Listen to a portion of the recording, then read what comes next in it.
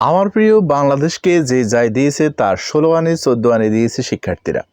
আপনি একটু নিরপেক্ষ হয়ে ক্যালকুলেশন করবেন, তাহলে আপনি আমার হিসাবটা মিলাতে পারবেন। যেমন আপনি খেয়াল করবেন যে ৫২ ভাষা আন্দোলন থেকে শুরু করে ৭১ স্বাধীনতা আন্দোলন পর্যন্ত এর ভিতরে যত আন্দোলন ছিল, যত গণ অভ্যুত্থান ছিল, সবগুলো আন্দোলন সংগ্রামে কিন্তু ছাত্রদেরও অবদান রয়েছে। আর প্রত্যেকটা আন্দোলন সংগ্রামে কিন্তু জয়লাভ করেছে, সফল হয়েছে। তো নিশ্চয়ই আপনাকে রেসপেক্ট করতে হবে শিক্ষার্থীদের। বর্তমানে যে শিক্ষার্থীদের একটা দাবি রয়েছে, আমি মনে করি সেটাও যৌক্তিক।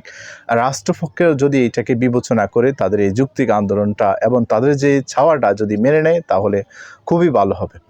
তো আসলেই তাদের জন্য শুভকামনা রয়েছে। আশা করি তারা যেটা চেয়েছে এটা তাদের যৌক্তিক এবং তারা এখানে সফল হবে।